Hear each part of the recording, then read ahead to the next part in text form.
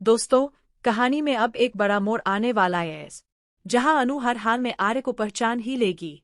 आर्य ने लाख कोशिश की अपना चेहरा छुपाने की, लेकिन सच्चा प्यार आखिर पहचान ही लेता है। मजबूरी में ही सही, मगर अब आर्य को अनु के दिल की गहराइयों को मानना ही पड़ेगा।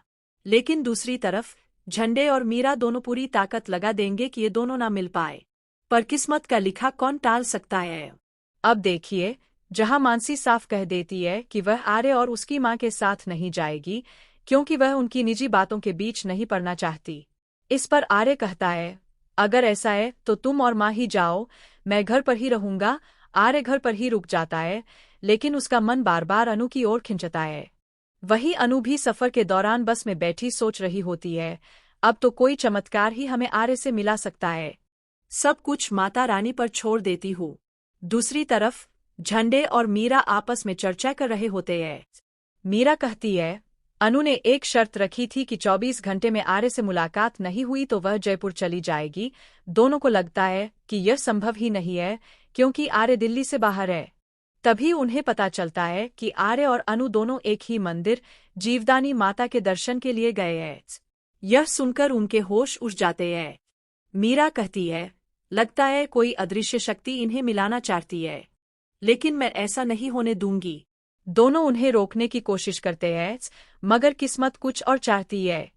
लिफ्ट अचानक बंद हो जाती है और दोनों उसी में फंस जाते हैं। फोन का नेटवर्क भी चला जाता है, यानी माता रानी भी चाहती है कि आर्य और अनु का मिलन हो। इधर आर्य घर पर बैठा सोच रहा होता है कि क्या वह सच में अनु से मिलने से बच पाएगा। तभी भीम काका उसे याद दिलाते हैं, बेटा, पिछले 20 सालों से तुमने इस घर को संभाला है। मां जी चाहती है कि उनका बेटा उनके साथ मंदिर जाए। यह सुनकर आर्य का दिल पिघलता है और वह निकल पड़ता है जीवदानी माता के मंदिर।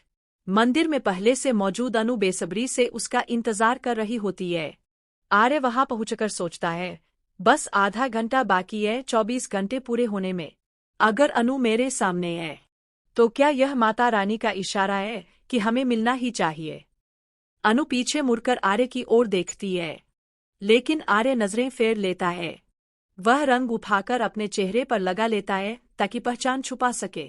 अनु प्रसाद लेकर उसके पास आती है और कहती है, प्रसाद ले लो, मगर आर्य जानबूझकर मुड़ता ही नहीं।